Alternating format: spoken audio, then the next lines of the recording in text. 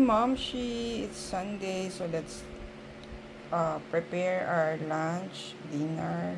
So today, magluluto tayo ng sinigang na salmon. So we have kangkong, sibuyas, bawang, walang kamyas so we're gonna use sinigang mix. Kasi sabi ni Gemini, natural, but since wala, we're gonna use Nor Sampalok mix, sinigang sampalok mix. Baka naman, or prepare na natin ang ating salmon. So, na-wash natin. And hinati natin kasi mahaba-haba siya.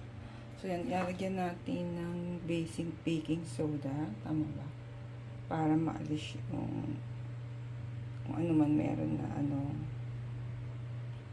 dirt or contamination sa ating kangkong.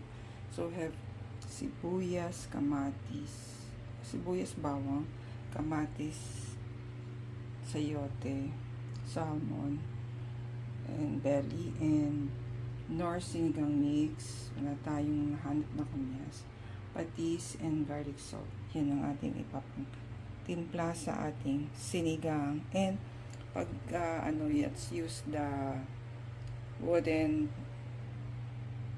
sandok ba yan? Kasi para hindi masira ang ating kawali or kaldero.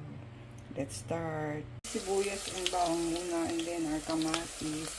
And we use coconut oil sa panggisa natin. Nalagyan natin yung kamatis. And then nalagyan natin ng konting patis yan. About sugar. 1 tablespoon yan.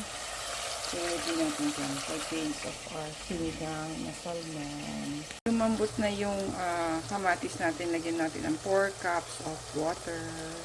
Lagyan natin yung 4 cups of water. And lagyan na rin natin yung labanos natin.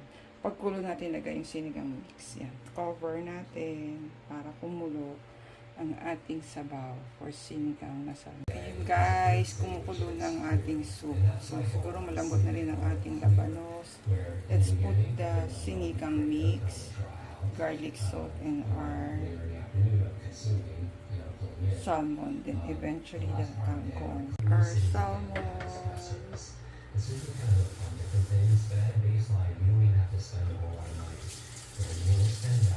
With garlic salt. Doon ang ating salmon. So, ilagay na natin ang ating kangkong sa sakma. Here's the kangkong and our quinoa.